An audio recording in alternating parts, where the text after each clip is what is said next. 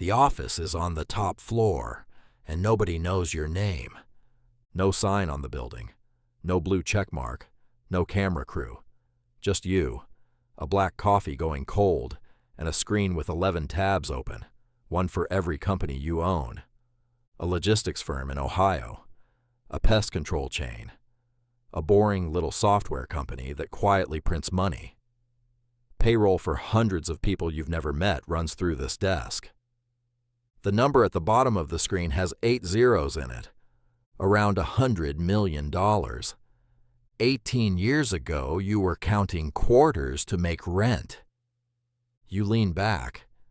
The city hums 40 floors below, and not one person down there knows the quiet man behind all of it. This is your journey. Chapter 1: The Escape. Age 19. Your name tag says your name, but it doesn't feel like you. Parts counter at an auto shop, $9 an hour. Fluorescent lights buzz, the phone rings, and a man in a stained cap yells because his alternator is late. Home is a room in your mom's house. The bed sags, a water stain on the ceiling shaped like a country nobody's named. Every day, the same men clock in at 7 and out at 4. Good men, tired men, 30 years in, 30 to go. A quiet voice in your chest says, "Not me." You don't want a Lambo. You've never sat in one. You want time. You want to wake up and answer to no one. So at night, you sit at a second-hand desk with a laptop that overheats. Your friends are out. Your phone lights up with parties you skip. Midnight, the house asleep, the fan screaming. The question was never whether you'd try. It's how many times you can fail before you quit. Chapter 2: The Failures. Age 19 to 21. The first thing you build is a drop-shipping store. Phone cases. 3 weeks on the site. You launch, refresh the orders page, and wait. 0. You spend $200 you don't have on ads. One order comes in. It's your cousin. She wanted to be nice. Dead. The second thing is a page. You post every day for 4 months. Someone else's clips, chopped up. 400 followers, half of them bots. The third thing actually pays. Barely. You edit videos for strangers online. $20 a clip. Then it's 2 a.m. and a client is angry it's late, and it hits you. You didn't build a business. You bought yourself a worse job. At the shop, a coworker leans on the counter, grinning. Still doing your little internet thing? You say yeah. He laughs. That night you sit in the car in the driveway a long time before you go in. 2 years. Nothing to show for it. Most people quit here. Some part of you almost does. You open the laptop anyway. Chapter 3: The First Win.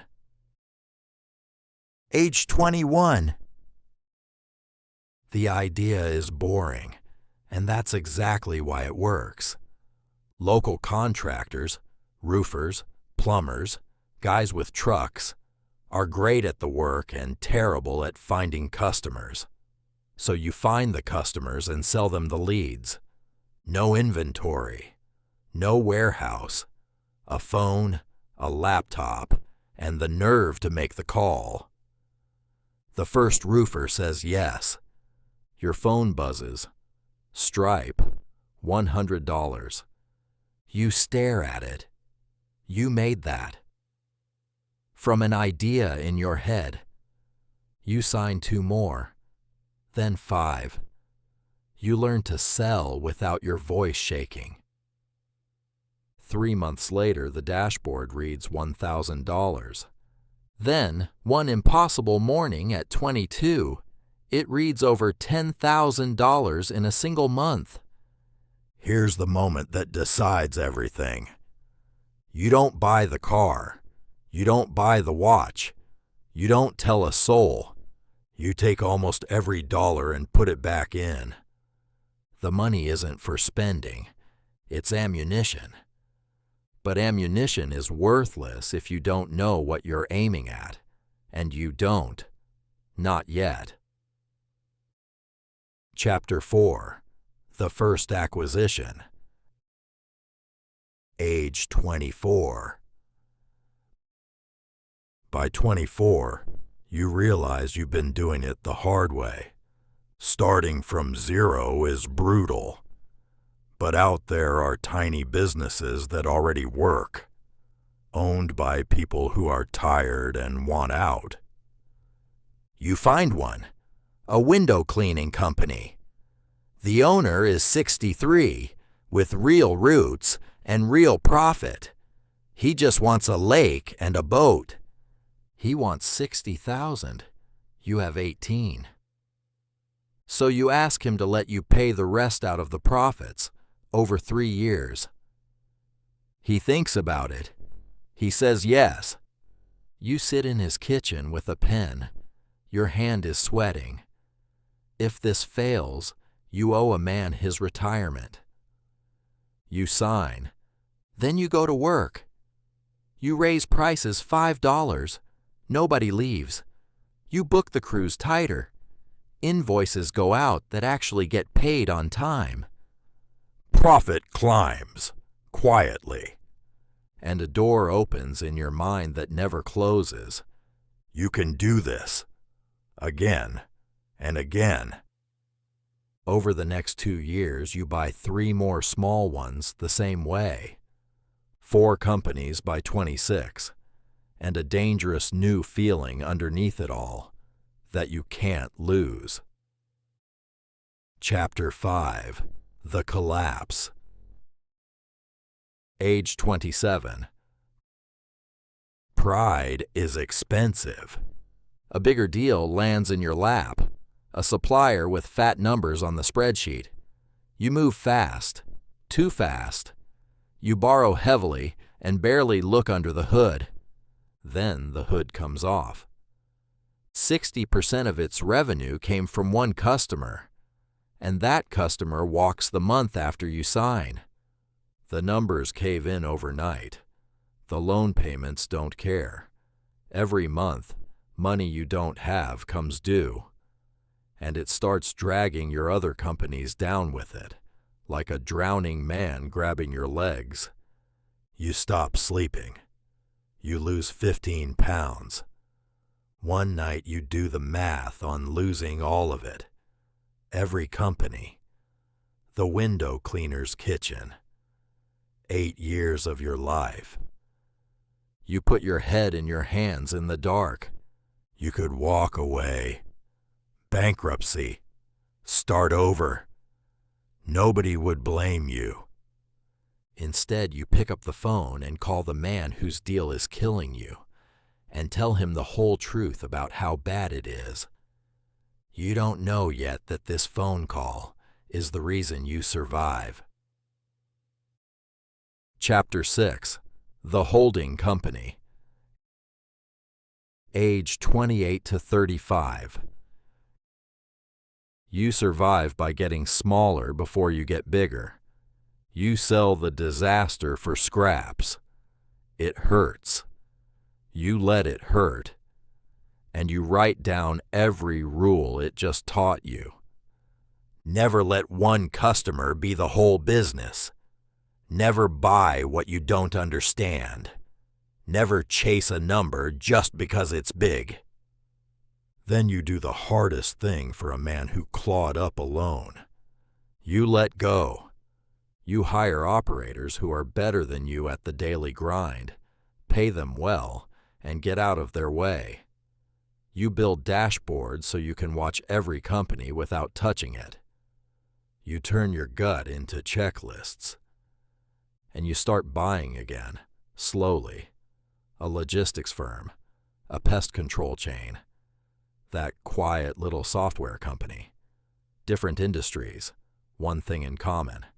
Steady cash flow that shows up whether or not you feel like working. Each company throws off cash. That cash buys the next one. The next one throws off more. Year after year, the snowball rolls downhill and grows. 11 companies is too many for one man to watch. So you group them into 4 divisions and put a CEO over each. Those 4 handle the presidents who run the companies. You handle the 4 of them. For the first time, the machine runs without your hands on every gear. You pay off the last of the debt at 34. You tell no one. And somewhere in those years, without noticing the exact day it happened, you crossed a line most people never see. Chapter 7. The $100 Million Empire. Age 37. Now it's today, and you're back where the story started. Top floor, cold coffee, 11 tabs, $100 million stitched together from things nobody found exciting. 4 CEOs report to you, and only you. Beneath them, presidents. Beneath them, hundreds of people who keep the whole thing breathing. You built a life where your time is your own. No boss, no alarm you didn't set. No man in a stained cap. You paid off your mom's house. You did it without a word, and watched her cry in a driveway with that water-stained ceiling finally gone. This is everything the kid at the parts counter wanted. But sit here long enough and the quiet starts saying other things. You missed years. Birthdays, weddings, whole seasons of your friends' lives, traded for deals you can barely remember now. You can't switch off. Some part of your mind is always running numbers, even here, even now. And you've learned to trust almost no one, because when you have money, you can never quite tell who's really there for you. You wanted freedom. You built an empire. So why does it feel like the empire owns you? You look out at the city, at all the people who'll never know your name. And you wonder if the boy at that second-hand desk would be proud of the man on the top floor. Or if he'd just ask when you're finally going to rest. This was your journey.